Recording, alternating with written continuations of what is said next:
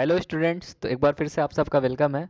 तो सम applications of trigonometry की इस सीरीज़ में हम आ गए हैं और एक क्वेश्चन के साथ आए हैं। देखते हैं कि क्या क्वेश्चन है और हम कैसे इसे सॉल्व कर सकते हैं।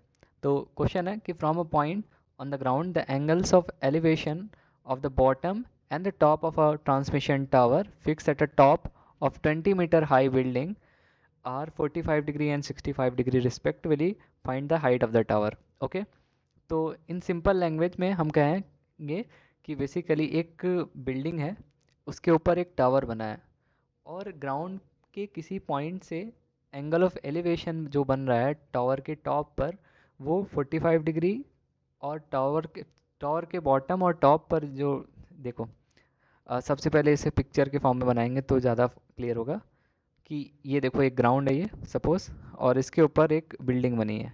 ठीक है, बिल्डिंग की हाइट सपोज़ यहाँ तक है, इस पॉइंट तक। अब यहाँ पे एक टावर लगाया हुआ है, ये टावर सपोज करो ये है। ओके, सो ये टावर है, यहाँ से ए नेमिंग कर देंगे तो ज़्यादा क्लियर होगा। ए बी सी अगर इसका नाम दे दें तो ए बी क्या है हमारा, ए बी है टावर, सॉरी ए बी है हमारा बिल्डिंग है। ओके, ए बी बिल्डिंग है और ए सी क्या है, जो बिल्डिंग के ऊपर एक टावर लगाया है वो है, तो ए बी है टावर। ओके, और अब क्वेश्चन में कहा क्या है कि ग्राउंड पे कोई एक पॉइंट है, सपोज ये पॉइंट है। ओके, यहाँ से एंगल ऑफ एलिवेशन जो बन रहा है वो टावर के बॉटम और टॉप पर जो एंगल ऑफ एलिवेशन बन रहा है वो 45 डिग्री और 60 डिग्री है रिस्पेक्टिवली। तो हमें हाइट बताना है टावर की, मतलब एसी की वैल्यू बताना है। तो सबसे पहले इसको इससे ज्वाइन कर देंगे, ये एंगल गिवन हमें, एंगल ऑफ 45 डिग्री, और सी पर जो एंगल ऑफ एलिवेशन बन रहा है, मतलब टॉप ऑफ द टावर पे जो एंगल बन रहा है वो गिवन हमें, कितना गिवन है भाई, 60 डिग्री। Okay, 60 degree. तो हमें क्या फाइंड करना है, हमें फाइंड करना है कि टावर की हाइट क्या होगी, और ये बिल्डिंग की हाइट गिवन हमें 20 मीटर। ओके, इतनी बातें हमें क्लियर है। और एक और चीज़, जैसा कि हमने पढ़ा है कि जितने भी स्ट्रक्चर्स होंगे, जैसे कि बिल्डिंग हो गई, टावर हो गया या स्टैचू हो गया, सारे के सारे 90 डिग्री पर ग्राउंड पे खड़े रहेंगे। ये पॉइंट सपोज डी है और ये हमारा ऑब्जर्वर यहीं पे खड़ा है।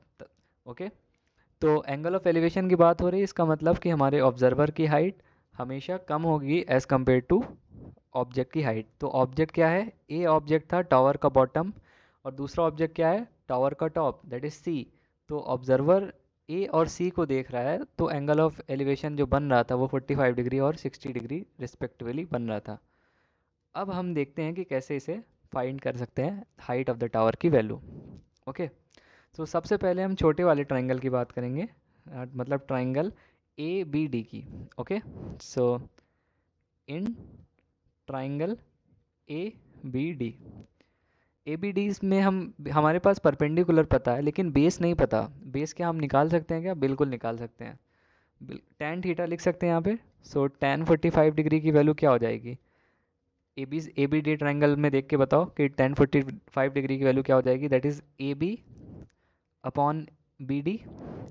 और टैन 45 डिग्री की वैल्यू क्या हम जानते हैं, बिल्कुल 1 होती है। क्या ए बी की वैल्यू जानते हैं, बिल्कुल। Height of the building given थी 20 मीटर, तो यहाँ 20 लिख देंगे।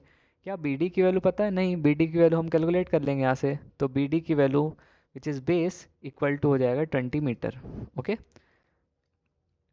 ये रिलेशन 1 हो गया हमारा। अब हमें क्या फाइंड करना है, ए सी की वैल्यू फाइंड करनी है। ए सी को सपोज करो एच है, ये कुछ देर के लिए मान लो H, A C is equal to H से, कुछ देर के लिए इसको मान लेते हैं। ठीक है, ए सी की वैल्यू एच है। अब ए सी कैसे हम निकाल सकते हैं, दूसरे पेज में देखेंगे।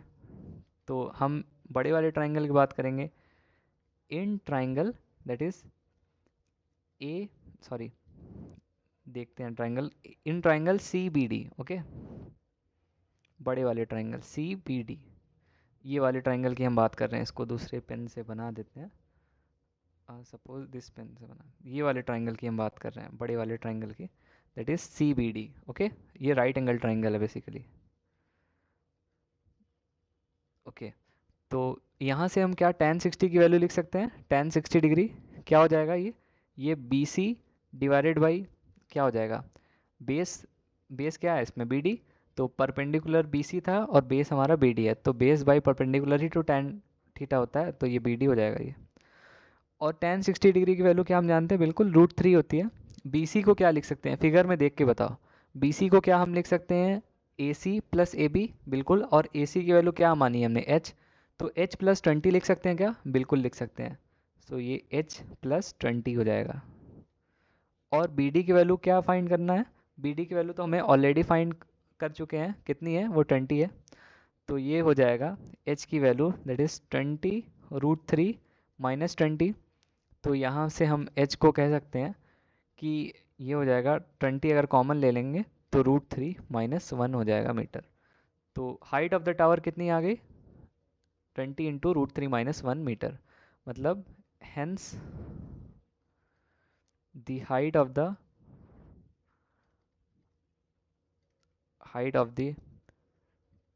Tower is 20 into √3 minus 1 metres. Okay, तो ये हो गया हमारा क्वेश्चन सॉल्व। तो एक बार देखते हैं फिर से रिवाइज करके कि क्या पूछा था और हमने क्या किया। तो गिवन क्वेश्चन था कि from a point on the ground the angle of elevation of the bottom and the top of a transmission tower fixed at the top of a 20 metre building are 45 degree and 60 degree respectively, find the height of the tower. तो इसमें given था कि एक building है भाई और उसके ऊपर एक टावर फिक्स है। ओके, तो और एक पॉइंट है कोई ग्राउंड पे जहाँ से एंगल ऑफ एलिवेशन जो बन रहा है टावर के बॉटम पे और टावर के टॉप पर 45 डिग्री और 60 डिग्री रिस्पेक्टिवली। तो हमें क्या बताना था, हमें हाइट ऑफ द टावर की वैल्यू फाइंड करनी थी। और हमें height of the building given था 20 मीटर और एंगल ऑफ एलिवेशन पता था हमें।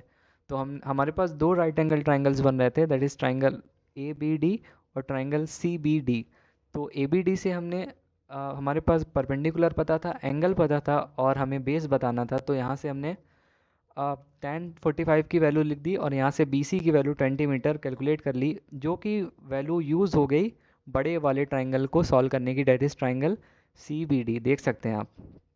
तो tan 60 यहाँ पे लिखा हमने और ये H प्लस 20, यहाँ से H की वैल्यू आ रही थी, that is height of the tower की वैल्यू आ रही थी 20 into √3 minus 1 metres. Okay, so I hope आपको इसका सोल्यूशन समझ में आया होगा। फिर भी अगर कहीं भी डाउट हो तो आप कमेंट सेक्शन में पूछ सकते हैं। हम आपके डाउट्स को ऑलवेज़ वेलकम करते हैं, कोशिश करेंगे उसे सॉल्व करने के लिए। तब तक सीखते रहें, पढ़ते रहें और हमारे वीडियोस को देखते रहें। Thank you.